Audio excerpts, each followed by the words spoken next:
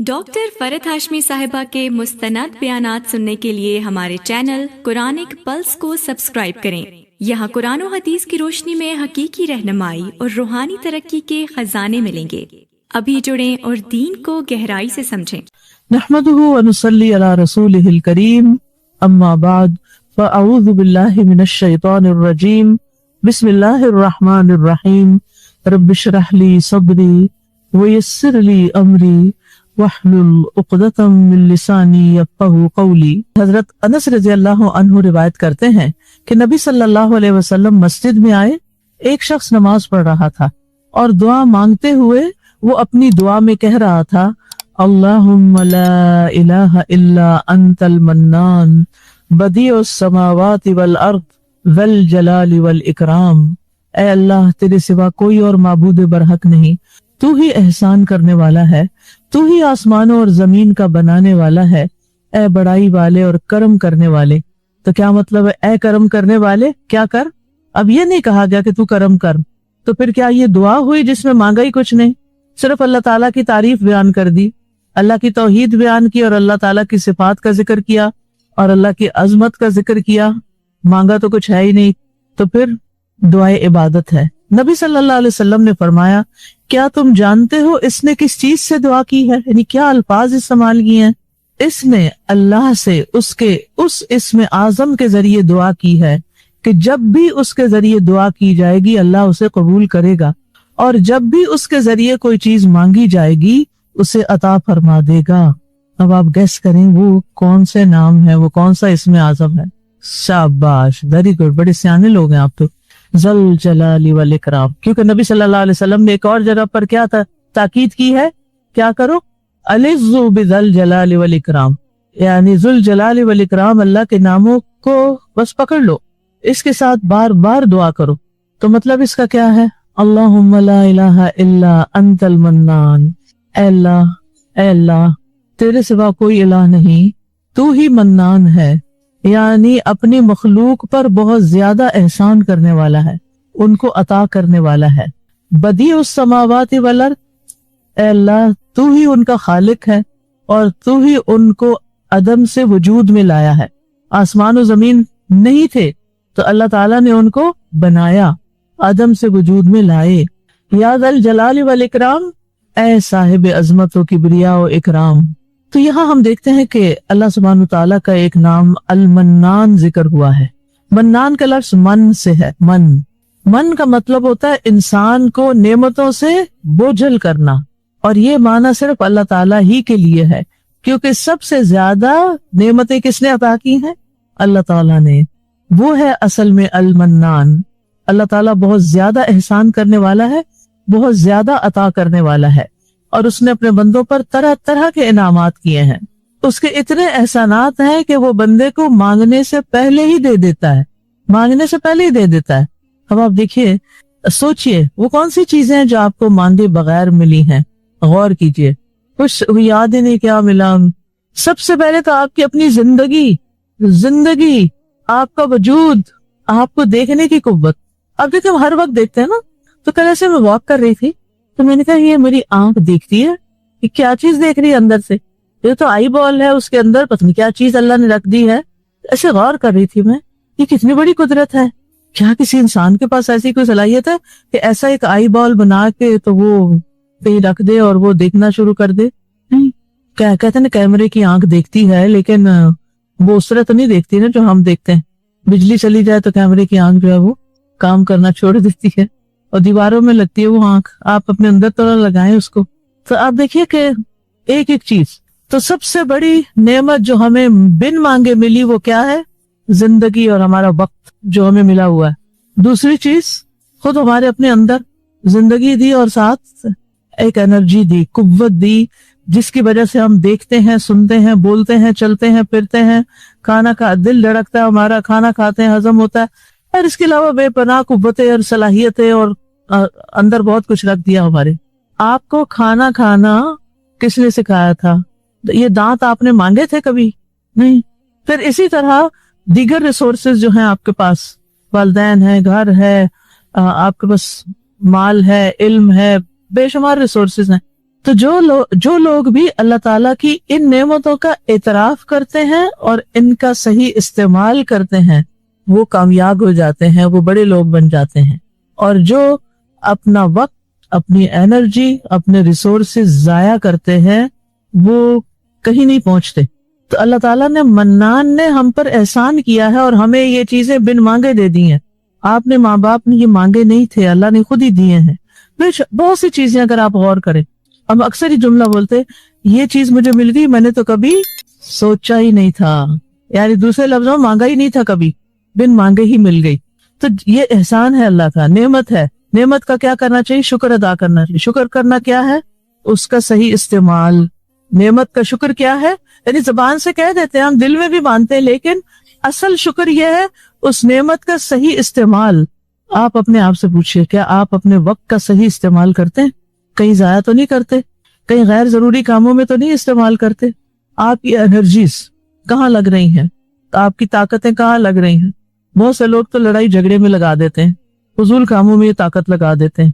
कुछ लोगों को, आप सबके पास सोचने समझने की सलाहियत है, ताकत है कि कोई नहीं, तो क्या सोचते रहते हैं? तकरीब की बातें, तकरीबकारी की या फसाद की, या फिर कोई प्रोडक्टिव के क्या करना, और क्या करें, और क्या करें, और कौन सा अच्छा काम करें, और कौन सी नेकी करें, ये सोचते हैं। या ये सोचते हैं कि फलां को क्या जवाब दें और फलां के साथ क्या मामला करें और फलां की कैसे खबर लें, और या ये कि इसने मुझे क्यों कुछ कह दिया, वो फलां ये क्यों कर रहा है, और वो सोशल मीडिया पे पता नहीं कौन क्या करता है, उसके पीछे खामखा की खबरें पड़े जा रहे हैं। ये अल्लाह ने एनर्जीज इसलिए दी थी, आंखें इसलिए दी थी कि लग़वियात और वाहियात देखें हम स्क्रीन पर। क्या ख्याल है, पूछ होगी या नहीं होगी? कोई जवाब नहीं। होगी। आपसे इकरार करवाना चाहती हूँ कि जब होगी तो फिर क्या करना चाहिए? तो सीधे हो जाना चाहिए। इसी तरह बहुत से लोग, उनको जो वसाइल मिले हुए होते हैं, कितने बच्चे जिनको गाड़ी मिल जाती है ना, माँ बाप दे देते, अच्छा चलो ये गाड़ी तुम्हारी, क्या करते हैं उस गाड़ी पे? वो कभी किसी रेस्टोरेंट जा रहे हैं, कभी किसी दोस्त से मिलने जा रहे हैं, कभी किसी खेल कूद को जा रहे हैं, कभी कहीं जा रहे हैं, कभी कहीं जा रहे हैं। मस्जिद जाने की तौफीक नहीं, किसी खैर के काम के लिए तौफीक नहीं। आपने देखा होगा अक्सर सड़क पर जाती हुई बच्चों के पास बाजू का इतनी कीमती किस्म की गाड़ी होती है, ऐसे घसीट के उसको दौड़ा रहे होते हैं, और बास उनको पता नहीं मिस यूज कर रहे होते हैं रिसोर्सेज का। अगर रिसोर्सेज की लिस्ट बनाने लगे ना, आप हैरान हो जाए कि इतने वसाइल है मेरे पास। तो आप ये दुआ रोज मांगा करें, अल्लाह मेरे वक्त में, मेरी कुव्वतों में और मेरे रिसोर्सेज वसाइल में बरकत अता फरमा, और मुझे तौफीक दे कि मैं इन्हें सही जगह इस्तेमाल करूं, ताकि वो मेरी दुनिया के फायदे के भी हो और मेरी आखिरत का भी फायदा हो, उससे मेरी आखिरत में भी मेरे लिए फायदा मंद हो। वो दुआ आती है ना, अल्लाहुम्मा मत्तना बि अस्माइना व अबसारिना व कुव्वातिना मा अहयैतना, और सिर्फ जब तक जिंदगी नहीं, वजअलहुल वारिसा मिन्ना। इतनी खूबसूरत दुआ है ना ये। तो इसलिए बहुत जरूरी है कि हम अपनी कदर करें, अपने वक्त की कदर करें, अपनी ताकतों की। आप देखिए कि जवानी की ताकत क्या आपको दोबारा मिलेगी बुढ़ापे में? सबक सीखे अपने दादा दादी, नाना नानी वगैरह से। उनकी सारी कुव्वतें क्या हो गई हैं? एग्जॉस्ट हो चुकी हैं। सारी जिंदगी इस्तेमाल कर करके अपने आज़ा को, आंखें का नजर कमजोर हो चुकी है, कानों से सुनना मुश्किल हो चुका है, नाक काम नहीं करते, चलना फिरना वैसे भी दूबर हो गया है। तो इससे पहले कि ये ताकतें और ये वसाइल आपके हाथ से चले जाए, क्या करना चाहिए? जवानी में खास तौर पर क्या करना चाहिए? वक्त को बिल्कुल भी जाया नहीं कर। अगर आप अपनी जवानी का वक्त जाया कर देंगे ना, बुढ़ापे में सब तकलीफ में होंगे। अगर आज कुछ काम कर लेंगे ना, तो कल के लिए कुछ बच जाए। और अगर जिंदगी में वो ये सब कुछ जाया कर दिया तो क्या होगा? आखिरत में कुछ नहीं मिलने वाला। तो खुलासा ये है कि अल्लाह ताला के सारे एहसानात को याद करना है, और खास तौर पर इन 3 एहसानात को जो बिन मांगे हमें मिले हुए हैं। बिन मांगे मिलने वाली नेमतों का खास तौर पर क्या करें? उनकी कदर करें, उनका शुक्र अदा करें। और वैसे तो अल्लाह ताला ऐसी अजीम जात है कि उसके एहसानात की कोई इंतहाई नहीं। अल्लाह ताला फरमाते हैं सूरत अन-नहल आयत नंबर 18 में, और अगर तुम अल्लाह की नेमतें गिनने लगोगे तो उन्हें गिन न सकोगे, बेशक अल्लाह ही बहुत बख्शने वाला, निहायत रहम करने वाला है। अन-नहल 18, सूरत अन-नहल आयत 53 में अल्लाह ताला फरमाते हैं, और तुम्हारे पास जो भी नेमत है बस वो अल्लाह ही की तरफ से है। फिर जब तुम्हें कोई तकलीफ पहुंचती है तो तुम उसी से फरियाद करते हो। वमा बिकुम मिन निअमतिन फमिन अल्लाह, सूरत लुकमान आयत 20 में अल्लाह ताला फरमाते हैं, اور اس نے تم پر اپنی ظاہری اور باطنی نعمتیں تمام کر دی ہیں. یعنی کچھ نعمتیں ہمیں نظر آتی ہیں اور کچھ نظر نہیں آتی. تو بہرحال ہمیں نعمتوں پر غور کرتے رہنا چاہیے، کس طرح یہ کام کر رہی ہیں ہمارے لیے، جبکہ ہمارا کوئی حق نہیں ہے ان پر. ہماری زندگی، ہمارا وجود، ہمارا عقل اور شعور، ہمیں ملنے والی رزق روزی، صحت اور تندرستی، ہدایت اور ایمان، قرآن کریم سب سے بڑی نعمت، ماں باپ کی طرف سے، بہن بھائیوں کی طرف سے، دوستوں اور رشتہ داروں کی طرف سے ملنے والی محبت اور ان کی کیئر، پھر زندگی کے اندر ملنے والا سکون اور اطمینان. کتنے ہی ملک ہیں، کتنے ہی لوگ ہیں جو جنگ کی حالت میں رہ رہے ہیں، ان کو نہیں پتا کہ کل ہم نے زندہ بھی رہنا کہ نہیں. اللہ نے کتنا امن بخشا ہوا آپ کو. پھر آزادی کی نعمت کہ غلام نہیں کسی کے، اختیار کی نعمت کہ آپ اپنی مرضی سے جو چاہتے ہیں کھاتے ہیں، پیتے ہیں، بہت سے کام کرتے ہیں. لیکن ہم ان نعمتوں کا کیا استعمال کرتے ہیں، کیسے استعمال کرتے ہیں؟ تو بہرحال ہر نعمت ایک امتحان بھی ہے، آزمائش بھی ہے. لہٰذا ہمیں کیا کرنا ہے؟ شکر گزار بنتے رہنا ہے، شکر ادا کرنا ہم پر لازم ہے. اور ناشکری جو ہے ہر اعتبار سے، عقل کے اعتبار سے بھی، دین کے اعتبار سے نہایت ناپسندیدہ چیز ہے. اگر کوئی شخص ناشکرا ہے تو آپ کو اچھا نہیں لگے گا، آپ کا دل ہی نہیں اس کی طرف جانے کو کرے گا. اس کو اللہ نے اتنا دیا اور یہ کہتا ہے یہ بھی نہیں ہے، وہ بھی نہیں ہے، صرف جو چیزیں نہیں ہے زندگی میں ان کی طرف توجہ ہے. اور پھر سب سے بڑی ناشکری کیا ہے؟ اللہ تعالیٰ کا، اللہ کو ایک نہ ماننا، اس کی عبادت نہ کرنا، اس کے احکامات نہ ماننا، جو اس نے ہمیں کرنے کو کہا ہے وہ نہ کرنا، اپنے مال، وسائل، صلاحیتیں یہ فائدے کے کاموں میں نہ لگانا، ان کو بیکار ضائع کر دینا. اور اگر کوئی شکر کرتا ہے تو اس کا فائدہ کس کو ہوتا ہے؟ خود اسی کو ہوتا ہے. انسان اللہ تعالیٰ کی ناراضگی سے بچ جاتا ہے، اور پھر اللہ تعالیٰ کی حفاظت ایسے شخص کو ملتی ہے جو شکر ادا کرتا رہتا ہے. اور شکر ادا کرنے کا سب سے بڑا طریقہ کیا ہے؟ کہ اگر اللہ نے جسمانی صحت دی ہے نا تو نماز کی پابندی کریں، مال دیا ہے نا تو اس کے راستے میں خرچ کریں، صحت دی ہے تو بیماروں کی کیئر کریں، اور اسی طرح جو کچھ بھی آپ کو ملا ہے اس کو صحیح جگہ پر استعمال کریں، صرف اپنے لیے نہیں، اوروں کے لیے بھی.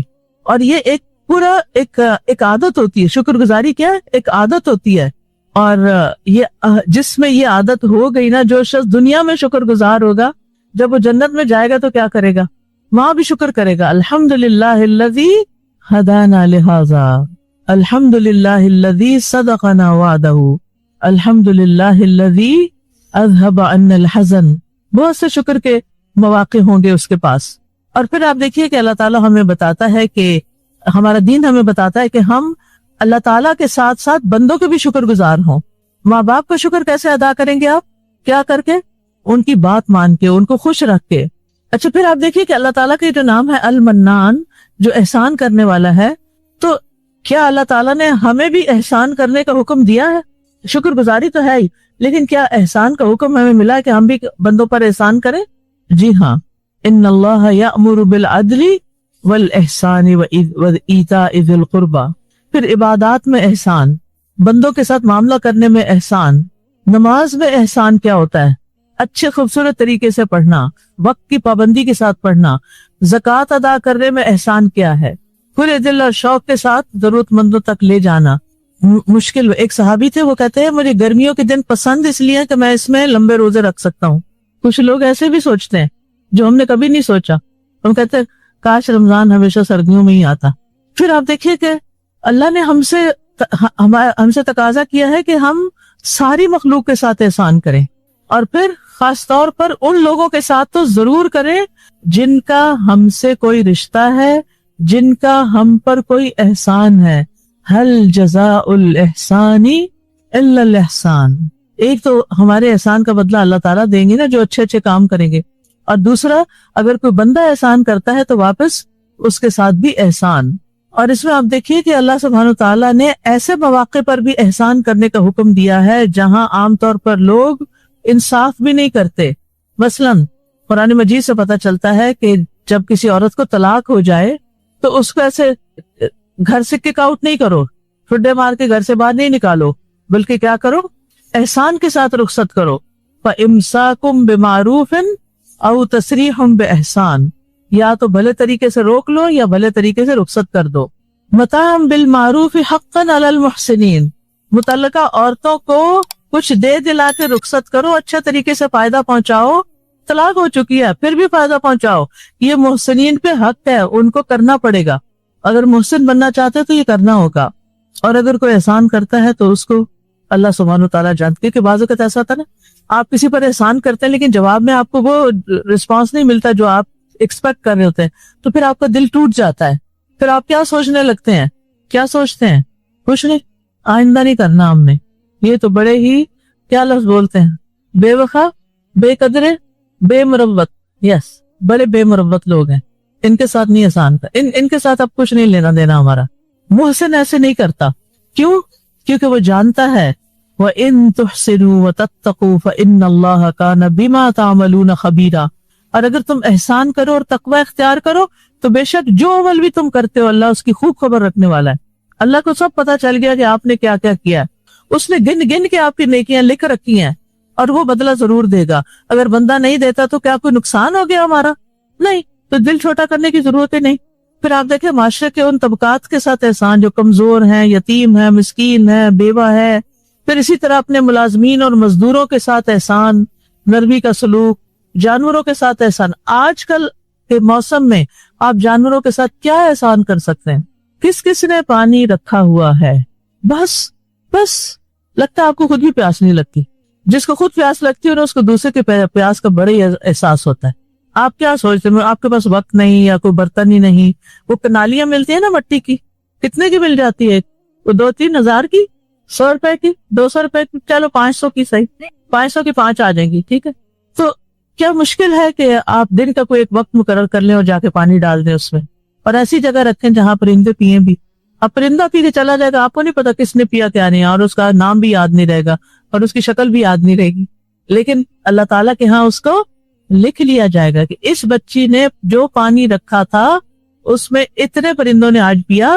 اور اگر آپ خود نہیں نہ رکھ سکتے, کوئی وجہ ہے, مثلاً مصروفیت ہے کوئی بھی, تو گھر میں کسی کی ذمہ داری لگا دیں, کسی بچے کو کہہ دیں, اگر ملازمین آپ کے پاس ان کی ذمہ داری لگا دیں. بس آپ خود چیک کر لیا کرے پانی ہو گیا, پانی رکھا گیا. کیونکہ جب بارش ہوتی ہے پھر تو ہوتا ہے, لیکن جب بارش نہیں ہوتی آپ دیکھیں کہیں پانی نہیں نظر آ رہا ہوتا نا عام طور پر, تو سارے پرندے اب راول ڈیم تو نہیں جا سکتے. تو وہ آپ کے گھروں میں آتے ہیں, آپ ان کی عزت کریں, ان کو پانی پلائیں. پھر اسی طرح آپ دیکھیے کہ مسلمز کے علاوہ نان مسلم کے ساتھ بھی احسان, حتیٰ کہ دشمنوں کے ساتھ بھی احسان.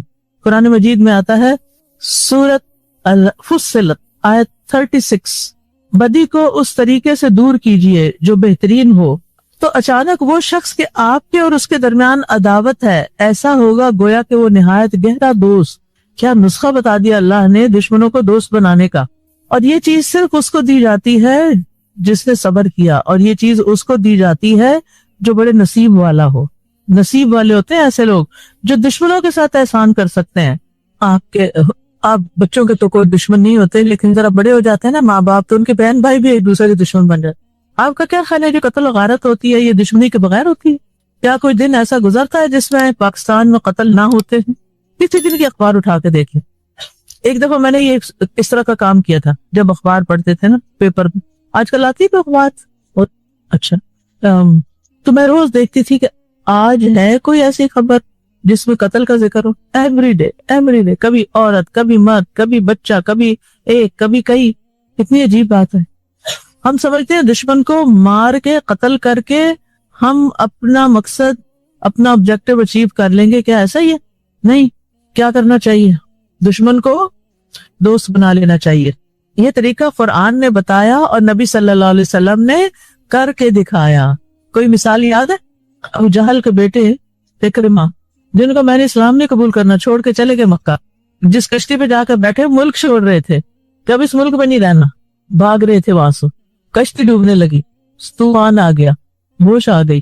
کیونکہ جب انسان پہ سخت مصیبت آتے ہیں نا تو اس کو ہوش آ جاتی, میرے اندر کیا غلطی ہے, میں کہاں غلط ہوں. پھر اس کو اللہ بھی یاد آتا ہے جو عام دنوں میں بھولا ہوا ہوتا ہے. تو ان کو سب بتوں وغیرہ کو چھوڑ کے صرف اللہ کو پکارنے لگے. کہنے لگے کہ یہی تو بات ہے جو محمد جس چیز کا ہمیں سبق دیتا ہے, اور ہم کیوں اس کی مخالفت کر رہے ہیں.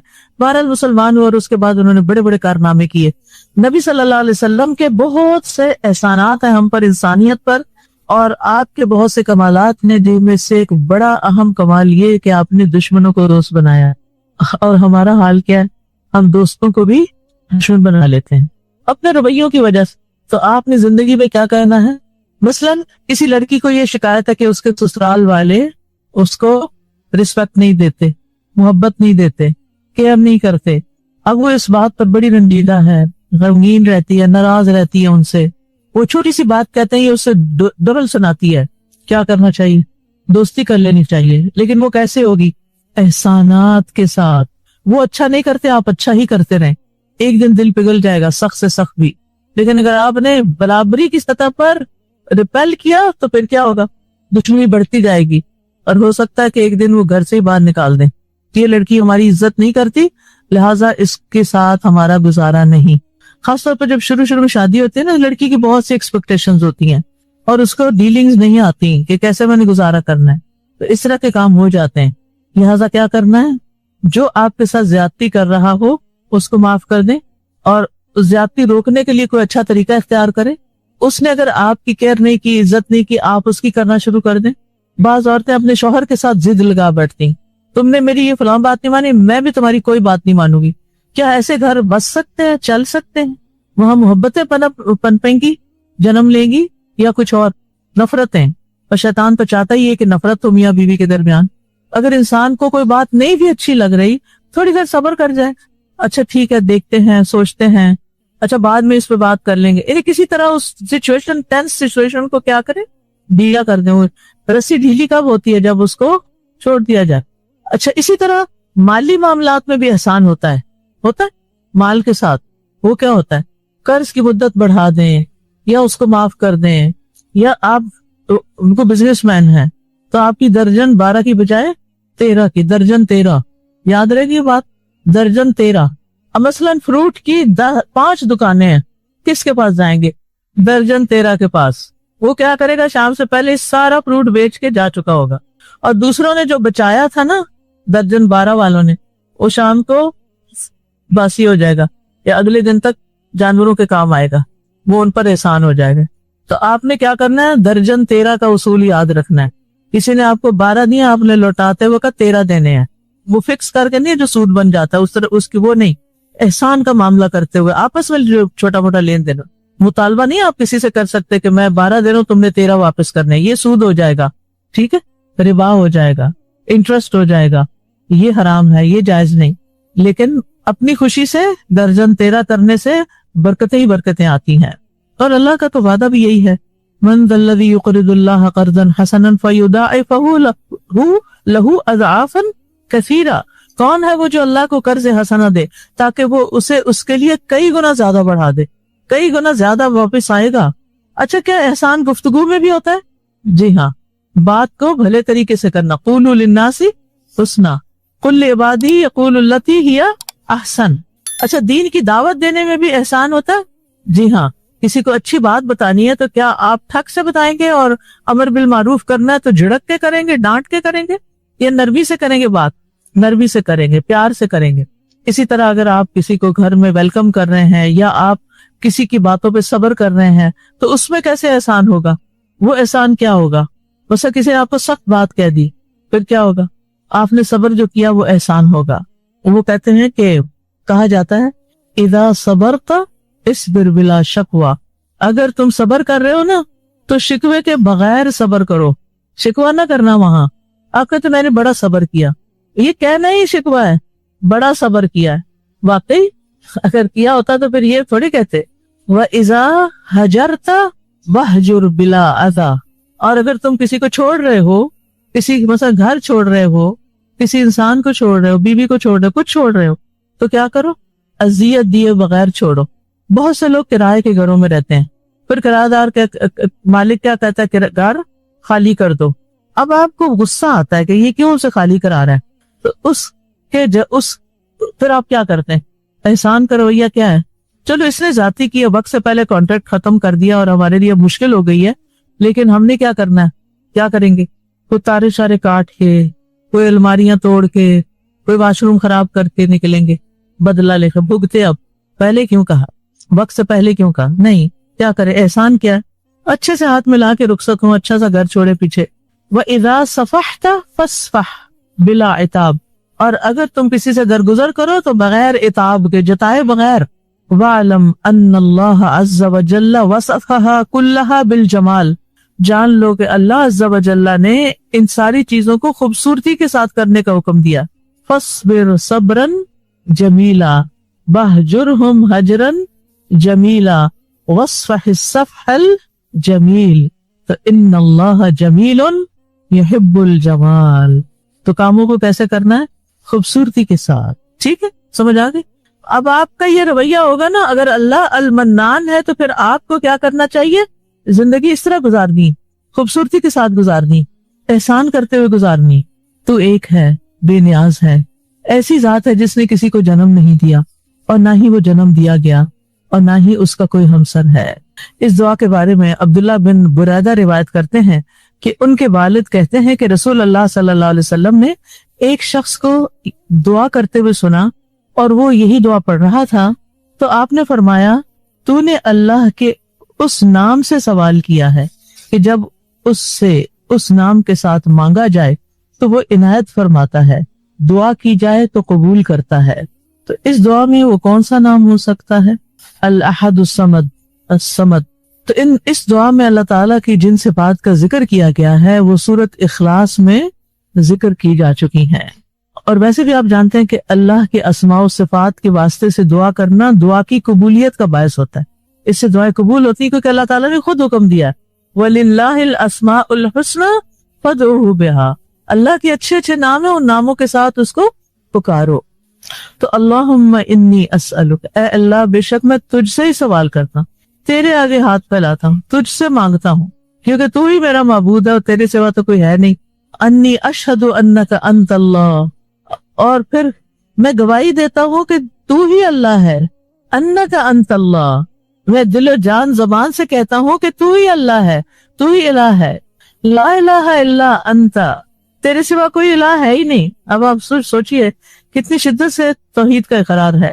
الاحد، اکیلا، ایک. احد کا معنی ایک، اکیلا جو تھا نا لونلی کے معنی میں استعمال ہوتا، ایک، واحد، احد، جس کی کوئی مثال نہیں، جس کا کوئی ند نہیں، جس کا کوئی شریک نہیں، اس جیسا کوئی بھی نہیں، اس کی ذات میں، اس کی صفات میں، اس کے افعال میں، اس کے کمال میں، اس کے جمال میں، اس کے جلال میں، کوئی بھی اس جیسا نہیں. تو یہ تینوں چیزیں جو ہیں، ذات، اس کی صفات اور اس کے افعال، ان سب میں وہ ایک ہے. الصمد، الصمد کہتے ہیں السید کو، ایسا سردار جس سے برتر کوئی بھی نہیں ہوتا، سب سے بڑا سردار جس کی طرف لوگ اپنی ضرورتوں اور معاملات کا قصد کرتے ہوئے آتے ہیں. زجاج کہتے ہیں وہ ہستی جس پہ سرداری ختم ہو جاتی ہے اور ہر چیز اسی کی طرف قصد کرتی ہے. ابو ہریرہ کہتے ہیں کہ یہ وہ ہستی ہے جو ہر ایک سے بے نیاز ہے جبکہ ہر ایک اس کا محتاج ہے. اسی لیے ہم ترجمہ کیا کرتے ہیں سمد کا؟ بے نیاز. اللہ بے نیاز، اللہ الصمد، اللہ بے نیاز ہے. الذی لم یلد ولم یولد، نہ اس کا کوئی بیٹا ہے اور نہ ہی اس کا کوئی باپ ہے، جیسا کہ کچھ اور لوگوں نے اس کا باپ اور بیٹا قرار دیا. یعنی بیٹا کس سے وجود میں آتا ہے؟ ولادت سے، باپ سے. تو اس کا تو کوئی باپ ہے ہی نہیں، تو کسی کا بیٹا ہی نہیں. ٹھیک ہے نا؟ اور پھر اس نے کسی کو جنم ہی نہیں دیا. دیکھیے صرف یہ نہیں کہا قرآن نے کہ اس کا کوئی باپ نہیں اور بیٹا نہیں اور اس کا کوئی رشتہ دار نہیں، ایسا کچھ نہیں کہا. کیا کہا ہے؟ اس نے کسی کو جنم نہیں دیا، نہ اس کو کسی نے جنم دیا. سارے جھگڑے ختم. نہ وہ کسی سے پیدا ہوا، نہ اس نے کسی کو کیا، یعنی اپنی ذات سے جسمانی طور پر. نہ وہ کسی کا بیٹا نہ کسی کا باپ ہے. بلم یکن لہ کفوا احد، اور اس کا کوئی ہمسر بھی نہیں، اس کے مقابلے میں کوئی اس کی نظیر مثیل اس جیسا بھی نہیں، کوئی بھی نہیں. اے اللہ بے شک میں تجھ سے اس وسیلے سے مانگتا ہوں کہ ساری ہم تیرے ہی لیے ہے، تیرے سوا کوئی معبود نہیں، تو اکیلا ہے، تیرا کوئی شریک نہیں، بہت زیادہ احسان کرنے والا، آسمانوں اور زمین کو پیدا کرنے والا، اے جلال اور اکرام والے. یہ مسند احمد کی روایت ہے. اس کے بارے میں حضرت انس روایت کرتے ہیں کہ ایک مرتبہ نبی صلی اللہ علیہ وسلم نے ایک آدمی کو اس طرح دعا کرتے ہوئے سنا تو آپ نے فرمایا تو نے اللہ سے اس کے اس عزم اعظم کے ذریعے دعا مانگی ہے کہ جب اس کے ذریعے دعا مانگی جائے تو اللہ اسے ضرور قبول کرتا ہے، اور جب اس کے ذریعے سوال کیا جائے تو وہ ضرور عطا کرتا ہے. تو اس میں بھی آپ دیکھیے کہ کون سا نام آیا ہے؟ المنان، यस, और जल जलाली वल इकराम, बदी अस्समावाति वल अर्द, और इन सब की मैं वजाहत पहले कर चुकी हूँ। लिहाजा तवज्जो तलब बात यह है कि हम जब दुआएं कर रहे हो तो पहले ये दुआ पढ़ लिया करें, यानी कोई दुआ करने से पहले अल्लाह ताला को इस अंदाज से पुकार लिया। अब आप देखिए इसमें अल-मन्नान भी है, जल जलाल वल इकराम भी है, हमें बताया नहीं गया, क्यों? ताकि हम क्या करें, सारे पढ़ें और यकीन के साथ अल्लाह को पुकारें उसके अच्छे अच्छे नामों से। लिहाजा इस दुआ के साथ भी, यानी जब आप, तरीका क्या है कि आप जैसे दुआ मांगने लगे हैं तो इब्तिदा में तस्बीह करें, दुरूशी पढ़ें और उसके बाद इस तरह की दुआ पढ़ें और फिर अल्लाह से मांगे तो इंशाल्लाह दुआ कबूल होगी।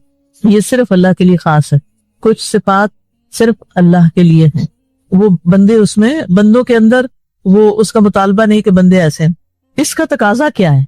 हर सिफत का एक तकाजा जरूर है, और इसका तकाजा क्या है कि हम क्या करें, उसको एक ही माने, कोई शिर्क ना करें उसके साथ। और बदी उस समावाति वल अर्द भी सिर्फ उसी के लिए खास है, कोई और तो नहीं जिसने ऐसी कोई इन्वेंशन की हो। ठीक है, तो फिर क्या करें? इसका तकाजा क्या है कि हम अल्लाह सुब्हान तआला की इस कारीगरी और इस तख्लीक पर गौर व फिक्र करें, जैसा कि वो खुद हमें इसकी दावत देता है, उसकी अजमत को पहचाने और फिर उस अजमत के एहसास के साथ उससे दुआ मांगे। कुछ भी मुश्किल नहीं, आप मेरी मुश्किल आसान कर दें, आप मुझे इस मुसीबत से निजात दें।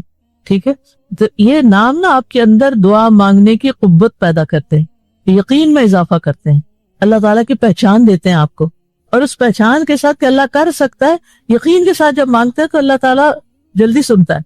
और अगर ढीले ढाले मांगते रहे कि हाँ मैंने ये दुआ भी पढ़ ली, वो भी पढ़ ली, बाज़ वक़्त मैं लोगों को कोई दुआ बताती हूँ ना किसी खास मौके की, वो कहते हैं ये तो हम पहले भी पढ़ते हैं, तो फिर मेरे से तो कुछ पूछने की नंबर एक जरूरत कोई नहीं, क्योंकि आप सब कुछ जानते हैं पहले से ही। लेकिन अगर आप मुझसे पूछ रहे हैं तो फिर मैं आपको क्या कहूंगी कि कैसे मांगे, किस तरीके से मांगे। शुरू में जो बात मैंने की आज लेक्चर के आगाज में, वो क्या थी? दिल की हालत, दिल को हाजिर करके मांगे। ठीक है ना, सिर्फ अल्फाज नहीं, एहसासात भी, सिर्फ बोल नहीं, शऊर भी, सिर्फ अक्ल नहीं, कल्ब भी हाजिर हो, सिर्फ तर्जुमा ही नहीं याद हो बल्कि महसूस करे उसको। सब जैसे नाम भी रखते हैं ना अल्लाह ताला के नामों के साथ, अब्दुल अहद, अब्दुल समद, तो फिर इसको अकेला अकेले भी बोलते हैं, अहद समद, तो ऐसे समद नहीं होना चाहिए, बोल सकते हैं, क्योंकि अरबी में लफ्ज समद सरदार के लिए आया है, Samad is Sardar, Samad is अल्लाह ताला के जिससे ऊपर कोई, तो अल्लाह हमें समझ दे कि हम अपनी सेहत को बेहतरीन करने के भी तरीके जाने। मोमिन हर हाल में, चाहे हालात कैसी भी हो, मायूस नहीं होता, ना उम्मीद नहीं होता, अपनी होप नहीं छोड़ता। और यहाँ पर मायूसी के लिए लफ्ज कुनूत इस्तेमाल हुआ, यक़नतु। यअस या मायूसी भी अरबी का लफ्ज है, लेकिन कुनूत जो है वो अशद्दुल यअस होता है, यानी मायूसी में भी बहुत ज्यादा मायूसी का होना, इंतहा दर्जे की नाउमीदी।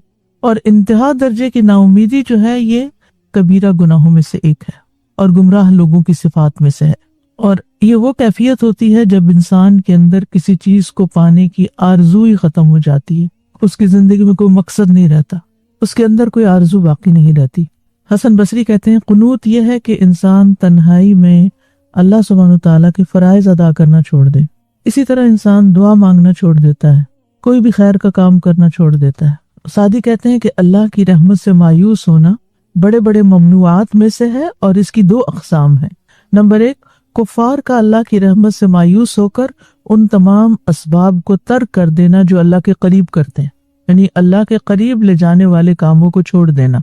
और दूसरे, कुफार का नहीं बल्कि गुनाहगारों का अपने गुनाहों की कसरत और जराइम की कसरत की वजह से अल्लाह की रहमत से मायूस हो जाना, जो उन्हें वहशत में मुब्तला करके उनके दिलों पर हावी हो जाते हैं और इस तरह उनके दिलों में मायूसी जन्म लेती है। यानी गुनाहों की कसरत की वजह से उम्मीद का ना होना और दिल पे वहशत तारी हो जाना। और इल्लद्दाल्लून, दाल्लून दाल की जमा है, वलद्दालीन भी इसी से है।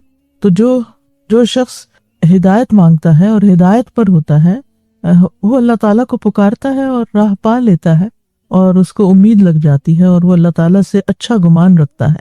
तो बहरहाल इस आयत से जो बात हमें समझ में आती है वो ये कि हमें अल्लाह ताला की रहमत से किसी भी हाल में मायूस नहीं होना चाहिए। ये अल्लाह ताला के साथ बुरा गुमान है, सूए ज़न है।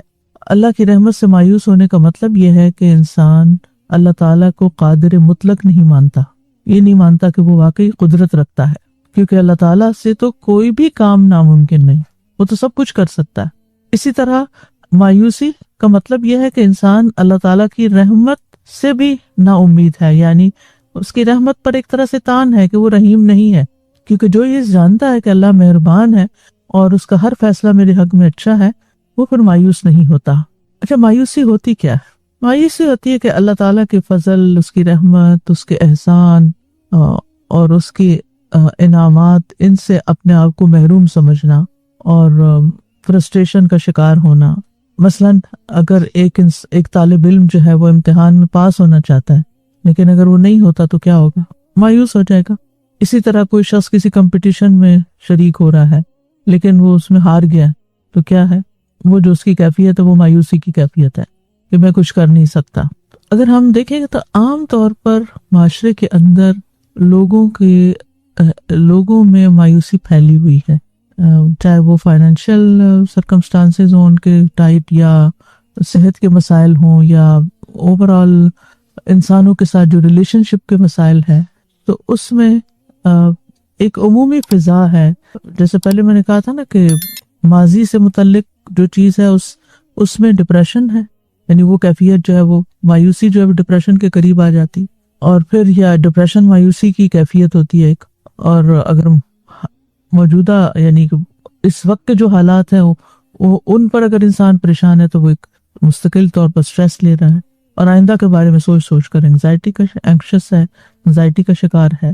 اگر انسان یہ سمجھ لے کہ اس کی تمام تر خواہشات اس دنیا میں پوری نہیں ہو سکتی، دنیا اس کی مرضی کے مطابق ڈیزائن نہیں کی گئی، اللہ سبحانہ تعالیٰ نے اس دنیا کو اور اس میں پیش آنے والے واقعات اور حالات کو اپنی حکمت اور مصلحت کے تحت ایک خاص طریقے سے بنایا ہے۔ اس میں ہر چیز ہماری پسند کی نہیں ہو سکتی، اس میں ہر چیز ہماری خواہش کے مطابق ہو ہی نہیں سکتی، کیونکہ یہ دنیا ہماری نہیں ہے۔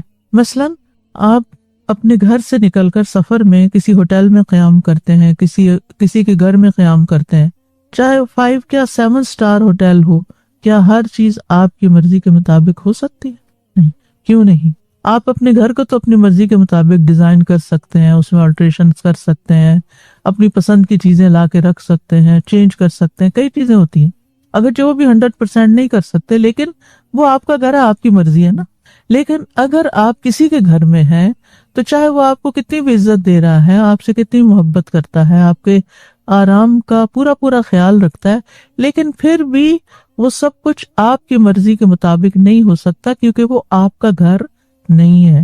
اسی طرح یہ دنیا، اس کے مالک ہم نہیں ہیں، بلکہ اس کا مالک اللہ رب العزت ہے۔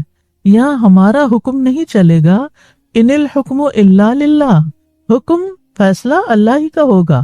یختص برحمتہ من یشاء، اپنی رحمت سے جسے چاہتا ہے خاص کر لیتا ہے، اپنا فضل جس پہ چاہتا ہے کرتا ہے، کیونکہ وہ مالک ہے، وہی خالق ہے، وہی مالک ہے، اور وہی مدبر بھی ہے، اسی کی پلاننگ ہے، اسی کی تدبیر ہے۔ لہذا دنیا ہماری مرضی کے مطابق نہیں ہو سکتی۔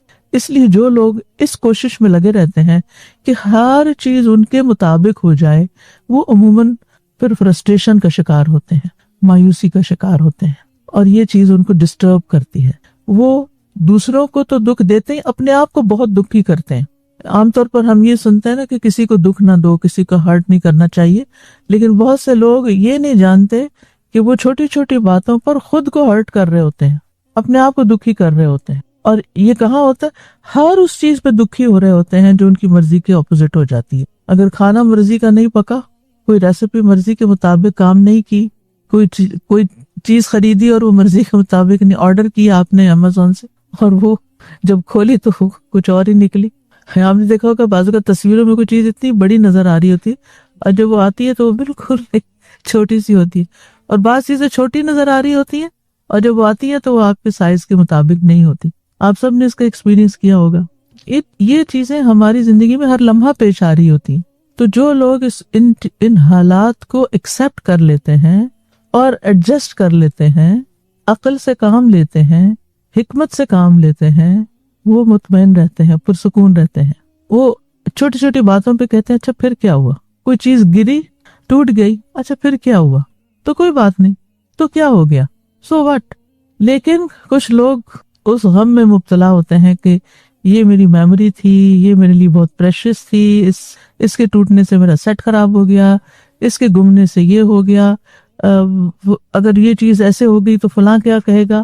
یعنی اندیشوں اور خوف اور پریشانیوں کا شکار رہتے ہیں, اور جب یہ ایک خاص لیول سے بڑھ جاتی ہے تو پھر مایوسی کا شکار ہو جاتے ہیں, اور یہ بذات خود ایک بیماری ہے. تو مومن اپنے رب کی رحمت سے کبھی بھی مایوس نہیں ہوتا.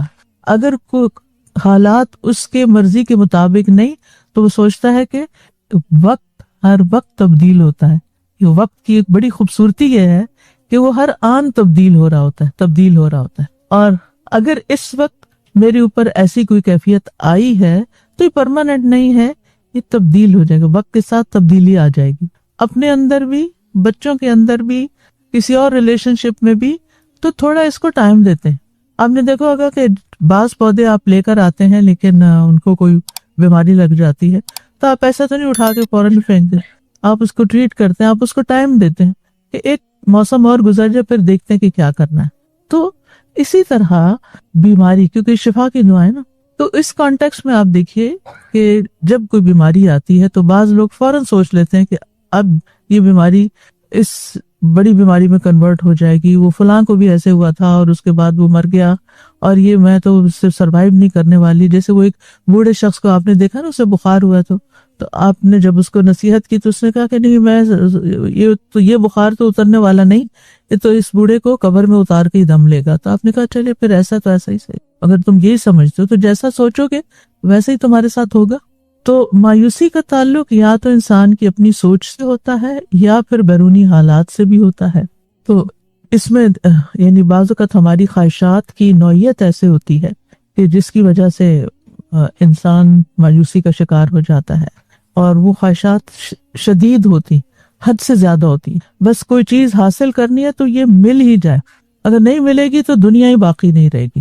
اور پھر یہ انسان جیسے سوچتا جاتا ہے ویسی ہی اس کی کیفیت بنتی جاتی.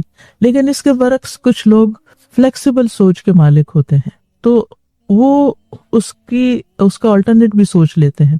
اچھا اگر یہ چیز اس طرح ورک نہیں کرے گی تو ایک اور راؤٹ بھی ہے, ادھر سے چلے جائیں گے.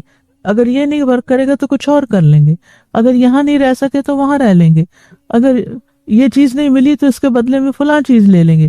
یعنی وہ فلیکسیبل ہوتے ہیں. لیکن کچھ لوگ فکس ہوتے ہیں, نہیں لینا ہے تو یہی لینا ہے, اور اگر یہ نہیں تو بس دنیا ہی ختم. یہ نہیں سوچنا چاہیے کبھی بھی. تو ہمیں ہمیشہ اپنی سوچ کا تنقیدی جائزہ لیتے رہنا چاہیے اور یہ صلاحیت اپنانی چاہیے. بعض لوگ جو ہیں وہ ان کی مایوسی کا سبب یہ ہوتا ہے کہ وہ اپنے لیے ان ریئلسٹک قسم کے کچھ گولز رکھ لیتے ہیں جو وہ پورے نہیں کر سکتے, اور نہ ہی اس کی کوئی تیاری کرتے ہیں. یعنی وہ اس کے لیے کوئی محنت بھی نہیں کرتے کہ انہیں ایک خاص مقام تک پہنچنا ہے, تو اس کے لیے جو ریکوائرڈ ایفرٹ ہے وہ بھی لگائیں. مثلاً آپ کوئی چیمپئن بننا چاہتے ہیں, کوئی اعلیٰ درجے کے کھلاڑی بننا چاہتے ہیں, یا کوئی وزن کم کرنا چاہتے ہیں, تو پھر آپ کو کچھ کرنا بھی تو پڑے گا نا. صرف سوچوں سے تو کام نہیں چلے گا.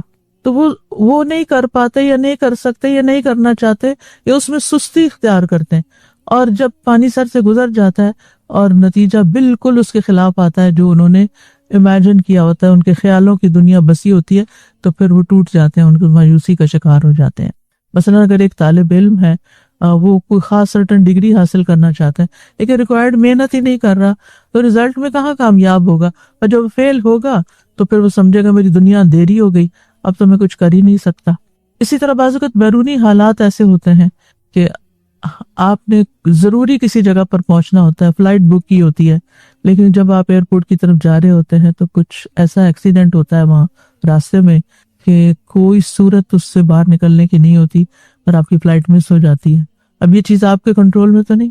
اب ظاہر ہے لاس تو کوئی ہوگا, جس کام کے لیے آپ نے یہ سب کچھ کیا, آپ کا ٹکٹ گیا, آپ کا ٹائم گیا, آپ کی بہت ساری چیزیں گئی, لیکن یہ چیزیں آپ کے بس میں نہیں تھی. لہٰذا اس وقت انسان کو پھر اگر اس کی سوچ یعنی مثبت سوچ ہے تو وہ یہ سوچے گا کہ اس میں بھی کوئی خیر ہوگی. اگر یہ جملہ یاد رکھ لینا انسان, ہر موقع پر بول دے, کوئی چیز ملے یا کوئی چیز کھو جائے گا, اس میں بھی خیر ہوگی. کھو گئی ہے, چلی گئی ہے, میرے ہاتھ سے نکل گئی ہے اس میں بھی خیر ہوگی. پھر اسی طرح بعض اوقات انسان دنیا کے حالات اور دنیا میں جو غربت، جہالت، بیماریاں اور دنیا میں ہونے والے ظلم و ستم اور جنگیں، یہ ساری چیزیں بھی انسان کو مایوسی کی طرف لے جاتی ہیں، حالانکہ اس میں انسان کا اپنا کوئی قصور نہیں ہوتا، یعنی اس کا کوئی زور بھی نہیں ہوتا، کوئی بس بھی نہیں ہوتا. اب ایسے میں اگر ہم مایوس بیٹھ جائیں اور جو کر رہے ہیں وہ بھی چھوڑ دیں تو مسائل تو حل نہیں ہوں گے نا. اگر کہیں جنگ لگی ہوئی ہے اور ہم نے اپنا کام بھی چھوڑ دیا جو ہم کیا کرتے تھے اور صرف دن رات ڈپریشن کا شکار ہو رہے ہیں کہ یہ کیوں ہو رہا ہے، یہ کیوں نہیں ہونا چاہیے، اور اس میں اتنی مایوسی کہ اللہ کی رحمت سے بھی مایوسی، اور یہ کہ اگر اللہ ہے تو پھر یہ ظلم بند کر دے، اور ایمان تک کھو دیتے. حالانکہ یہ سب کچھ ہمارے کنٹرول میں تو ہے ہی نہیں، ہماری تو کوئی ایکسس ہی نہیں کہ ہم جا کے ایک ذرے کے برابر بھی کوئی تبدیلی کر سکیں دنیا کے حالات میں. کہیں زلزلہ آ گیا، کہیں طوفان آ گیا، کہیں تباہیاں ہو گئی، ہم چلیں جو ہم کر سکتے ہیں ان کے لیے اور کچھ نہیں، دعا کر سکتے ہیں، باقی تو ہمارے ہاتھ میں نہیں نا. اللہ نے ایسے لکھا تو اسی میں کوئی خیر ہوگی. پھر اسی طرح بعض بیماریاں طویل ہو جاتی ہیں، بعض دکھ لمبے ہو جاتے ہیں، تو اس میں بھی انسان کو پھر مایوسی ہونے لگتی ہے، کیونکہ انسان جلد باز ہے، انسان چاہتا ہے ہر چیز جلدی ہو جائے. 2 دن دوا کھائے گا تو اگر نہیں آرام آئے تو دوا کھانا چھوڑ دے گا، یہ اس میں کوئی فائدہ نہیں، مایوس ہو جائے گا، اس سے ریکوائرڈ ایفرٹ نہیں کرے گا کہ آپ کو اینٹی بایوٹک 7 ڈیز تک کھانی ہے، 2 دن میں فرق نہیں پڑنے والا. تو ایسی تمام کیفیات جو ہیں ان کے ساتھ اپنے آپ کو ایڈجسٹ کرنا جو ہے اور مثبت سوچ رکھنا انتہائی ضروری ہے. اور یہ یاد رکھنا چاہیے کہ وَمَن يَقْنَطُ مِن رَحْمَةِ رَبِّهِ إِلَّا الضَّالُّونَ، اپنے رب کی رحمت سے صرف گمراہ لوگ مایوس ہوتے ہیں. یعنی مایوسی کے رستہ اختیار کرنا دراصل گمراہی کا رستہ ہے، کیونکہ جو مثبت سوچ والا ہوتا ہے، جو مایوس نہیں ہوتا، اس کو کوئی نہ کوئی رستہ مل ہی جاتا ہے، کیونکہ اس کے اندر مایوسی کے اندھیروں کے باوجود بھی ایک یقین کا چراغ ہوتا ہے کہ نہیں یہ حالات بدلیں گے، امید کا چراغ ہوتا ہے، اور انسان ان مشکل حالات کے بعد مزید طاقتور ہو جاتا ہے. وہ سوچتا ہے کہ یہ سب کچھ عارضی ہے، یہ وقت تبدیل ہو جائے گا. اور انسان کو یہ بات ہمیشہ یاد رکھنی چاہیے کہ انسان اپنی کامیابی سے اتنا مضبوط نہیں ہوتا جتنا ناکامی سے مضبوط ہوتا ہے. یعنی کامیابیاں انسان کو اتنا اوپر نہیں اٹھاتی جتنا ناکامیاں اٹھاتی. اور آپ نے دیکھا ہوگا کہ جب کوئی مشکل، آپ سڑک پہ گاڑی چلا رہے ہیں اور اگر اوپر کی طرف آپ کو جانا پڑا تو بعض اوقات گاڑی نہیں چڑھتی تو آپ تھوڑا سا پیچھے جا کے پھر پش کر کے اوپر لے جاتے ہیں اور پھر آپ چڑھ جاتے ہیں. تو بہرحال پریشانی آنے پہ خیالات کو مثبت رکھنا چاہیے، اور برے حالات میں، برے دنوں میں، حالانکہ کوئی دن حقیقت میں برا نہیں ہوتا، اس میں بھی ہمارے لیے کوئی خیر ہوتی ہے، لیکن چلیں اس کو اگر وقتی طور پہ کہہ لیں، برے دنوں میں اچھے دنوں کو یاد رکھیں. اگر کسی ریلیشن شپ میں کوئی تنگی تلخی آ گئی ہے تو سوچیں اس شخص کے ساتھ کبھی میرے ریلیشن اچھے بھی تو ہوتے تھے، اس نے میرے ساتھ کچھ احسان بھی تو کیے تھے. تو اپنی زندگی میں ہونے والے بہترین اوقات کو یاد رکھا جائے. تو زندگی کے طوفان جو ہیں یہ صرف تباہ کرنے نہیں آتے، رستے بھی صاف کرنے کے لیے آتے ہیں، نئے رستے بنانے کے لیے آتے ہیں. اور انسان اپنے رب پر ہمیشہ یقین رکھے کہ ان مع العسر یسرا وان مع العسر یسرا. امید اور یقین انسان کی زندگی کو خوبصورت بنا دیتے ہیں. اور اگر انسان یہ یاد رکھے کہ مایوسی کبیرہ گناہ ہے تو اس سے گناہ سمجھ کر اس سے نکلنے کی کوشش کرے کہ میں گناہ کا ارتکاب کر رہا ہوں اور یہ گناہ میرے حق میں نقصان کا باعث ہوگا. اور کبائر میں سے ہے نا الشرک باللہ والیاس من روح اللہ، جسے یعقوب علیہ السلام نے اپنے بچوں سے کہا تھا لا تیأسوا من روح اللہ، بچوں اللہ کی رحمت سے مایوس نہیں ہونا. انہ لا ییأس من روح اللہ الا القوم الکافرون، بے شک اللہ کی رحمت سے صرف کافر لوگ ہی مایوس ہوتے ہیں، مومن کبھی مایوس ہو ہی نہیں سکتا. جس کے اندر ایمان ہے وہ مایوس نہیں ہوتا، اور نہ وہ خود مایوس ہوتا ہے نہ وہ لوگوں کو کرتا ہے. کیونکہ مشکل یہ ہے کہ جو خود مایوس ہوتے ہیں نا وہ ہر وقت مایوسی کی باتیں کر کر کے اپنے ماحول کو بھی پریشان رکھتے ہیں اور ان کو بھی مایوس کرتے ہیں، وہ باتیں بھی مایوسی کی کرتے ہیں. اب کچھ نہیں ہونا، اب یہ حالات اور ورسٹ ہوں گے، ابھی تو دیکھیں اور کیا ہوتا ہے. حالانکہ اللہ سبحانہ تعالیٰ سیجعل اللہ بعد عسر یسرا، اللہ تنگی کے بعد ایک اور آسانی پیدا کر دیتا ہے.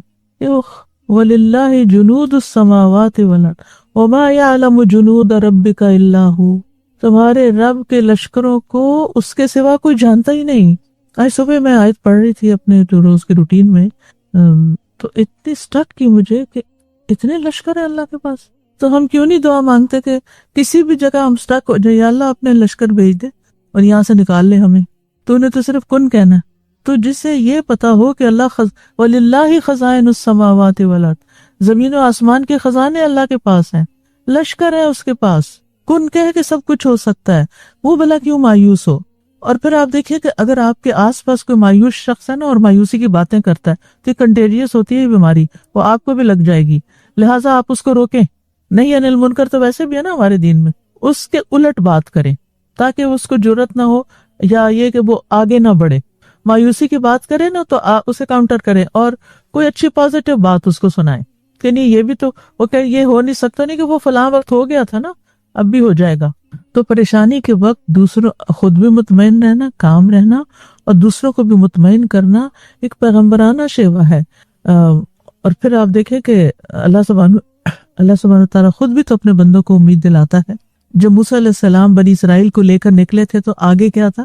سمندر تھا، اور پیچھے کیا تھا؟ فرعون لشکروں سمیت سب کو نکال کے، پوری قوم کو نکال کے لے آیا تھا. تو اس وقت ان کا حال کیا ہوا ہوگا؟ اپنے آپ کو وہاں رکھ کے دیکھیں تو اللہ تعالیٰ نے کیا فرمایا؟ لا تخافا. اللہ تعالیٰ نے کیا فرمایا؟ موسیٰ علیہ السلام نے اس کو کیا فرمایا؟ عسا ان معی ربی سیہدینی، میرے ساتھ تو میرا رب ہے، وہ مجھے ہدایت دے گا. فرعون کے دربار میں جب موسیٰ علیہ السلام اور ہارون علیہ السلام جا رہے تھے تو پریشان تھے، تو اللہ تعالیٰ نے کیا فرمایا؟ لا تخافا اننی معکما اسمع و ارى، ڈرنے کی ضرورت نہیں، میں تم دونوں کے ساتھ ہوں، میں سن بھی رہا ہوں، دیکھ بھی رہا ہوں، تم جاؤ. جیسے عام طور پر آپ دیکھیں کہ جیسے بچے کو آپ کوئی چیز کہتے ہیں نا، اچھا جاؤ کرو میں دیکھ رہی ہوں تمہیں کچھ نہیں ہوتا. تو جو مائیں کہتے نہیں مت جاؤ کچھ ہو جائے گا، یہ دو طرز عمل ہے نا. ایک ماں ہوتی ہے جو بچے کو بہادر بناتی ہے، جاؤ کرو، کچھ ہوا تو میں ادھر ہوں، تمہیں ہیلپ کروں گی. اور دوسری کہ نہ ہاتھ نہیں لگانا، ادھر ٹچ بھی نہیں کرنا، ادھر مت جانا، کوئی ایکسپیرینس نہیں کرنے دیتے بچوں کو، بزدل بچے پیدا کرتی. یوسف علیہ السلام کیسے کیسے حالات سے گزرے، اپنے بھائی کو پریشان دیکھ کر کیا کہتے ہیں؟ انی انا اخوک فلا تبتئس، میں تمہارا بھائی ہوں، تم غم نہ کرو، رنج نہ کرو، پریشان نہ ہو. وہ بھائیوں کے رویے پہ پریشان تھے نا، جو ان کے ساتھ ہوتا رہا اور پھر جو انہوں نے اس موقع پر کیا.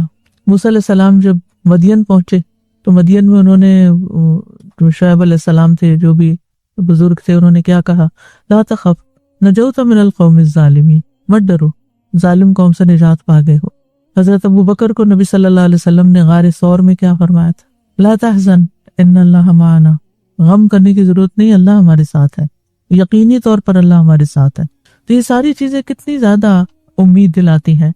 خندق کھودے جا رہی تھی، غزوہ خندق کے موقع پتھر آ گئے، مشکل وقت آ گیا، صحابہ سے توڑی نہیں جا رہی، آپ نے اس کو توڑا اور ساتھ ہی خوشخبری دی صحابہ کو کہ تم لوگ روم، فارس، یمن کے خزانے پتہ کرو گے. اتنی مشکل وقت میں اتنی بڑی بڑی خوشخبریاں، کیونکہ تکلیف کے وقت میں اگر کوئی اچھی بات کر دے نا تو انسان کی تکلیف بھول جاتی. تو خود بھی مایوس نہیں ہونا چاہیے اور دوسروں کو بھی ہونے نہیں دینا چاہیے، کیونکہ یہ گمراہی کی طرف لے جاتا ہے، ہلاکت کی طرف لے جاتا ہے اور مومن کے ایمان کو کمزور کرتا ہے. اگرچہ شیطان انسان کے اندر ایسے خیالات پیدا کرتا ہی رہتا ہے اور ان کو کنٹرول کرنے کے لیے پیچھے وسوسوں کا باب پڑ چکے ہیں، تو مایوسی میں ہلاکت ہے انسان کی. ابن مسعود کہتے ہیں تباہی دو چیزوں میں ہے، مایوسی اور خود پسندی میں. اور اس کا ایک بڑا نقصان یہ ہوتا ہے کہ انسان نیکی کے کاموں سے پیچھے رہ جاتا ہے، نیکی کے کام چھوڑ دیتا ہے، ان میں سستی اور کمزوری آ جاتی ہے. یعنی جو ایک ڈپریشن سا ہوتا ہے نا انسان کو، تو اس میں پھر کچھ کر نہیں سکتا، کرنے کے بے شمار مواقع سامنے ہوتے ہیں لیکن وہ کرتا ہی نہیں. تکلیف آئی، اذا مسہ الشر کان یئوسا، تکلیف آئی اور کوئی بیماری آئی تو بس اللہ کی رحمت سے شدید مایوس ہو گئے. ایک ہوتا ہے یائس اور ایک ہوتا ہے یئوس، فعول کے وزن پر، شدید مایوس. اور جتنی زیادہ دنیا کی محبت ہوتی ہے نا انسان کو، اتنا ہی زیادہ دنیا کے نقصان پر وہ پریشان ہوتا ہے اور مایوس ہوتا ہے. اور پھر اللہ تعالیٰ تو اس کی زندگی میں ہوتا نہیں، دعا تو وہ کرتا نہیں، بھروسہ تو ہے نہیں، اس کا توکل تو ہے نہیں، تقوی تو ہے نہیں، دعا تو کرنی آتی نہیں. لہٰذا پھر انسان اس مایوسی میں مزید گناہوں کا ارتکاب کرنے لگتا ہے، نافرمانیوں کا. عموماً لوگ نشے کی طرف چلے جاتے ہیں، وہ مشکل سے نکلنے کا راستہ نہیں ہوتا بلکہ بڑی مشکل میں پڑنے کا. یا ایسی دوائیاں شروع کر دیتے ہیں کہ جن سے نکلنا ہی مشکل، ان کو بڑھانا ہی پڑتا ہے، دل سے سکینت ختم ہو جاتی ہے، محرومی، غم، پریشانی انسان پہ چھا جاتا ہے، اور یہ چیز دل کے بگاڑ کا سبب بنتی ہے، اور دل کا بگاڑ جب ہو جاتا ہے تو پورا جسم بھی بگڑ جاتا ہے، اور پھر اس طرح نہ صرف یہ کہ انسان دنیا کا نقصان اٹھاتا ہے، آخرت میں بھی نقصان اٹھاتا ہے۔ اللہ تعالیٰ کی بخشش سے اگر کوئی مایوس ہو جائے، نا امید ہو جائے کہ اللہ مجھے نہیں بخشے گا، میرے گناہ معاف نہیں ہوں گے، میرا پتہ نہیں کیا ہوگا، اور مایوسی کے حد تک پریشانی، تو پھر ایسی صورت میں انسان واقعی محروم ہی ہو جاتا ہے۔ رسول اللہ صلی اللہ علیہ وسلم نے فرمایا 3 آدمیوں کے بارے میں کچھ نہ پوچھو، کہ مطلب یہ کہ انہیں کتنا عذاب ہوگا۔ ایک تو وہ آدمی جو اللہ عز و جل سے اس کی چادر لینے میں جھگڑا کرے، یعنی تکبر کرے کہ اللہ کے اوپر کی چادر کبریائی اور نیچے کی چادر عزت ہے، یعنی بڑا بننا چاہے اور کہے کہ بس سب میری عزت کریں۔ اور دوسرا وہ آدمی جو اللہ کے کاموں میں شک کرے، اور تیسرا اللہ کی رحمت سے مایوس ہونے والا۔ تو یہ تینوں چیزیں جو ہیں، یعنی تکبر، شک اور مایوسی، یہ انسان کے لیے ہلاکت خیز ہے۔ اب یہ ہے کہ انسان کو ہمیشہ مایوسی کی وجہ معلوم کرنی چاہیے کہ کس وجہ سے یہ میرے اوپر یہ کیفیت آئی ہے، میری سوچیں ہیں کیا، اور پھر ان کا اپوزٹ کرنا چاہیے، یعنی اس کا علاج کیا ہے۔ مثلا اگر مایوسی کا سبب جہالت ہے تو علم حاصل کرے، معلوم کرے کہ یہ جو میری موجودہ کیفیت ہے اس کی ریزنز کیا ہیں۔ اور اب تو علم کی کوئی انتہائی نہیں، 95 سے ہر سال جو ڈیٹا موجود ہوتا ہے نا گوگل پر یا جو ان سرچ انجنز پر، وہ ڈبل ہو جاتا ہے ہر سال، اور پھر اگلے سال اس سے ڈبل ہو جاتا ہے، اور اگلے سال اس سے۔ تو آپ خود سوچیں کہ علم کتنا موجود ہے، لیکن مایوس لوگ کیا کرتے ہیں، نہ پھر پڑھتے ہیں نہ کچھ سیکھتے ہیں، اور دین تو بہت دور کی بات ہے۔ دین قرآن پڑھنے کے لیے یا نماز پڑھنے کے لیے ان کو کہیں تو بالکل نہیں مانتے، تو پھر علاج تو نہیں ہو سکتا نا۔ تو اس لیے بہت ضروری ہے کہ انسان اپنی جہالت کا علاج کرے۔ پھر اسی طرح بعض اوقات بے صبر پن کی وجہ سے یہ سب کچھ ہوتا ہے، تو اس کا علاج کیا ہے کہ انسان صبر کی عادت ڈالے، اور صبر کے لیے انسان کو صبر کرنے کے بارے میں بھی سیکھنا اور سوچنا پڑتا ہے کہ صبر کیسے کرتے ہیں اور کیسے کرنا ہے۔ میں نے صبر، حدیث میں آتا ہے وَمَن يَتَصَبَّرْ يُصَبِّرُهُ اللَّهُ، جو صبر کرنا چاہتا ہے اللہ تعالیٰ اس کو صبر عطا کرتا ہے۔ ہم کیا کہتے ہیں، ہم سے صبر نہیں ہوتا، اب تو صبر نہیں ہوتا، کب تک صبر کریں؟ وہ جب تک مسئلہ حل نہیں ہوتا، کیونکہ بے صبر پن سے تو مسئلہ حل نہیں ہوتے، یعنی کسی مسئلے کو حل کرنے کے لیے بے صبر پن کام نہیں آتا۔ پھر اسی طرح یہ ہے کہ بعض اوقات انسان دوسروں کو ملنے والی نعمتوں کو دیکھتا ہے اور اپنے محرومی کو دیکھتا ہے، تو اس کے اندر ایسی کیفیت پیدا ہونے لگتی ہے، میرے حالات تو کبھی ٹھیک نہیں ہوں گے۔ تو اس میں انسان خود کو ملنے والی نعمتوں پر نظر رکھے، نہ کہ دوسروں کی اللہ کی تقسیم سے ناراض ہو کر جو دوسروں کو ملا ہے اس پر ہی صرف پریشان ہوتا رہے۔ پھر ایک اور بڑا فیکٹر ہوتا ہے کہ آپ کن لوگوں میں اٹھتے بیٹھتے ہیں، آپ کا کمپینین کون ہے، آپ کے ساتھ آپ کن لوگوں کے بیچ میں، آپ کی دوستی کن لوگوں سے ہے، زیادہ وقت آپ کا کن کے ساتھ گزرتا ہے، زیادہ تر آپ کے دل میں کیا خیالات آتے ہیں، زیادہ تر آپ کی باتیں کیا ہوتی ہیں۔ باتیں اپنے سیلف ٹاک بھی ہوتی ہے لیکن وہ کم ہوتی ہے، زیادہ تر تو ہم دوسروں سے کمیونیکیٹ کرتے ہیں۔ ایسے لوگوں سے دور ہو جائیں جو مایوسی کی باتیں کریں، ہو سکتا ہے وہ آپ کے گھر کے اندر ہی ہوں، کہ جب بات کریں گے منفی بات، جب بات کریں گے مایوسی کی بات، جب بات کریں گے پریشانی کی بات، تو جب آپ کو پتہ چل جائے کہ ان کی تو سوچ ہی یہی ہے، تو پھر تھوڑا سا نا ڈسٹینس کریں، یا ان کو مشغول کریں، یا ان کو ہوپ دلائیں، یا ان کی سوچ کو پازیٹیو کریں، یا ان کی سوچ کو کٹ کریں کہ نہیں یہ ایسے نہیں ایسے ہے، اور دلیل سے کریں، نہ کہ پیسیو لسنر بن کے ہر چیز اپنے اندر انڈیلتے جائیں اور اٹھتے ہی مایوسی کی باتیں سننا شروع کر دیں اور سارا دن پریشان رہیں اور رکھیں۔ تو اس کا علاج کیا ہے کہ انسان، اور اگر انسان یعنی کہ اپنی صحبت تبدیل کرے ساتھیوں کو، اور یہ دعا بہت فائدے کی، اللہم یسر لی جلیسا صالحا، اللہ مجھے صالح دوست، صالح جلیس ہوتا ہے ساتھ بیٹھنے والا، یعنی مجھے اللہ ایسی کمپنی دے کہ جو نیک لوگوں کی ہو، جو اس قسم کی باتیں نہ کیا کریں، اور جو نہ خود پریشان رہے اور نہ دوسروں کو کریں۔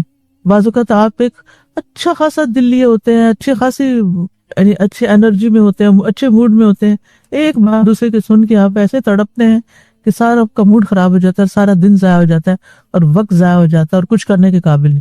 تو جب آپ کو پتا ہونا کہ اس شخص سے میں ملوں گی اور اس نے ایسی بات کری، پہلے سے ہی اپنی پروٹیکشن لیئر لے لیں کہ اب میں نے اس کی بات کو بالکل نہ قبول کرنا ہے، نہ سننا ہے، نہ اس پہ یقین کرنا ہے.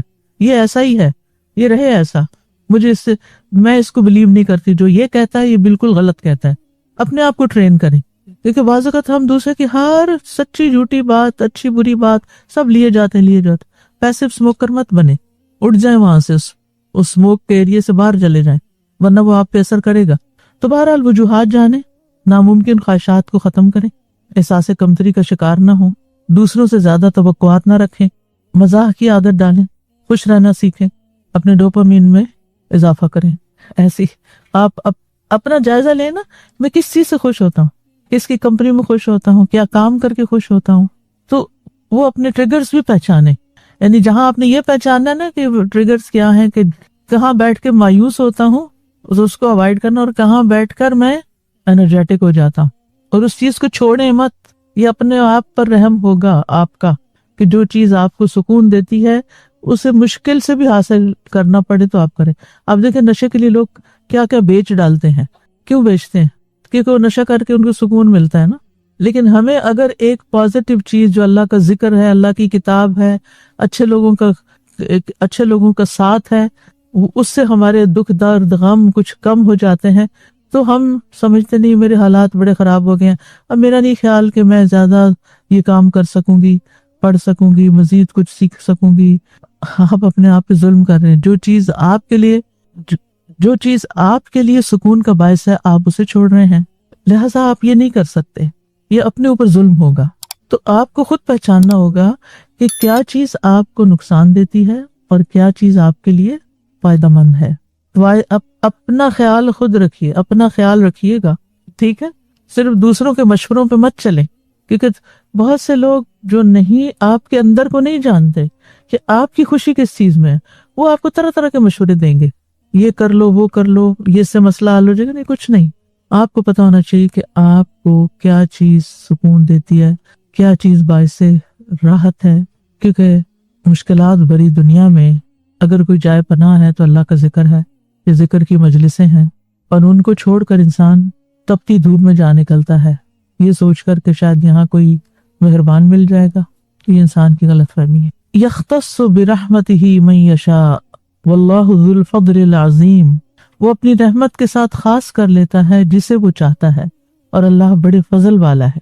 سورۃ آل عمران کی آیت ہے.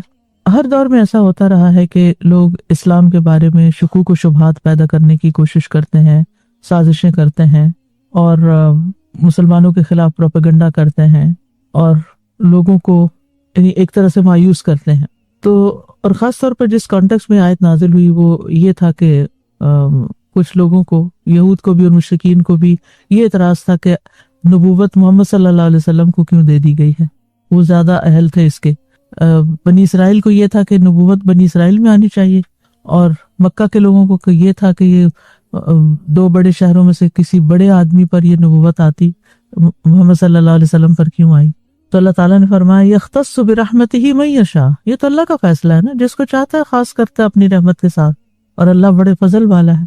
یعنی اللہ جس قوم پر چاہے فضل کرے اور جس انسان پر چاہے فضل کرے. اور فضل کیا ہوتا ہے؟ حق سے زیادہ کسی کو، زائد کو کہتے ہیں نا فضل، یعنی جو ہم ڈیزرو نہیں کرتے لیکن ہمیں اللہ تعالیٰ اپنی رحمت سے عطا کر دیتا ہے. حقیقی فضل جسے ہمیں فضل سمجھنا چاہیے وہ دین کی سمجھ، دین کا فہم ہے، نیک اور صالح لوگوں کی صحبت نصیب ہونا، لوگوں کے ساتھ معاملہ اچھا ہونا، رویہ اچھا ہونا، اچھے ریلیشن شپ میں ہونا، اپنے وقت کا صحیح استعمال کرنے کے قابل ہونا، آخرت کی فکر لگ جانا، اخلاق کے اندر صدق، امانت کا ہونا، نیک کام کرنے کی توفیق مل جانا، انسانوں کی خدمت کی توفیق مل جانا. حدیث میں آتا ہے، عبداللہ بن عمر رضی اللہ عنہ سے مروی ہے کہ رسول اللہ صلی اللہ علیہ وسلم نے ارشاد فرمایا، 4 باتیں اور 4 خصلتیں ایسی ہیں اگر وہ تمہیں نصیب ہو جائیں تو دنیا کے فوت ہونے اور ہاتھ نہ آنے میں کوئی مذائقہ اور گھاٹا نہیں. امانت کی حفاظت، باتوں میں سچائی، حسن اخلاق، اور کھانے میں احتیاط اور پرہیزگاری. یعنی جس شخص کے اندر یہ 4 باتیں آ جائیں سمجھو اس پر اللہ کا فضل ہو گیا. لیکن عام طور پر ہم فضل کس کو سمجھتے ہیں؟ کسی کے پاس مال زیادہ ہے، اس پہ بڑا اللہ کا فضل ہے، اولاد اس کی اچھی ہے، اور حسب نسب اچھا ہے، یا بڑا عہدہ ملا ہوا ہے اس کو، یا بڑا گھر ہے اس کے پاس. تو وہ آپ نے دیکھا ہوگا بیک ہوم لوگ گھروں کے اوپر بھی پٹی لگا دیتے تھے، हाज़ा मिन फज़ल रब्बी। जी हाँ, तो इसका मतलब है कि वो इस चीज को फजल समझ, ठीक है ये भी फजल है, लेकिन this is not the only फजल कि जिसको आप फजल समझे, और अगर ये नहीं तो आप पर फजल ही नहीं, आप पर कोई और फजल हुआ हुआ है अल्लाह का जिसको आप एक्सप्लोर ही नहीं कर सके। तो हमारे यहाँ अमूमन मालो मता जो है उसको अल्लाह का फजल समझा जाता है, जबकि ये एक महदूद बात है, एक लिमिटेड सी चीज है।